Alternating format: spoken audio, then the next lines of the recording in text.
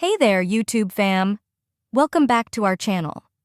Today we're diving into the world of the simple present tense for talking about future events. But before we start, make sure to subscribe to our channel. By subscribing, you'll stay updated on all the latest videos, and it really helps support the channel.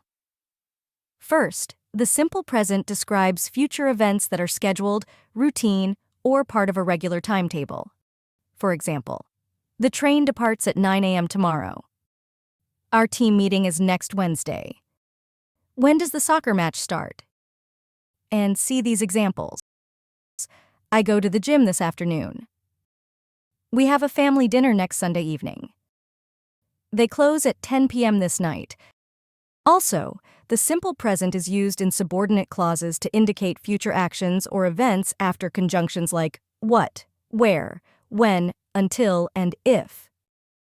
For example, tell me what time you arrive. Not, what time you will arrive. We'll meet where the concert takes place. Not, where the concert will take place. We'll start the project when the team is ready. Not, when the team will be ready. We'll stay at the party until it ends. Not, until it will end. I'll come to the meeting if my schedule allows. Not, if my schedule will allow. In addition, the simple present is used in subordinate clauses after conjunctions like than, unless, as soon as, before, and while. Notice that we don't use will plus infinitive structure after these conjunctions. For example, I'll arrive earlier than you expect. I won't go unless you come with me. Call me as soon as you reach the airport. We should leave before it gets dark.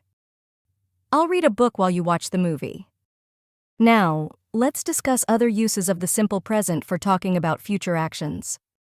The simple present is also used to discuss future actions or steps when asking for or providing instructions, guidance, directions, advice, or clarification.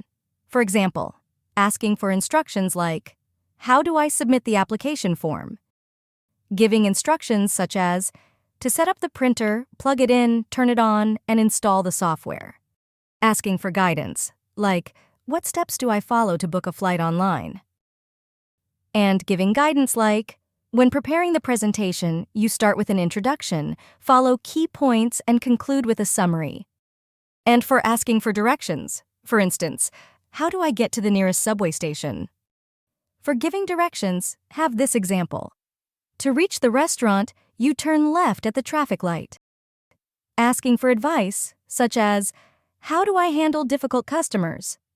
When giving advice like, if your flight is delayed, check the airline's website for updates and contact customer service. Also, when asking for clarification, like, what's the next step in the process? And for giving clarification, for instance, in the next step, you input your personal information and click Submit.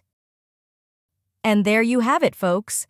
If you enjoyed this linguistic journey, don't forget to hit that like button, subscribe, and ring that notification bell. Happy learning!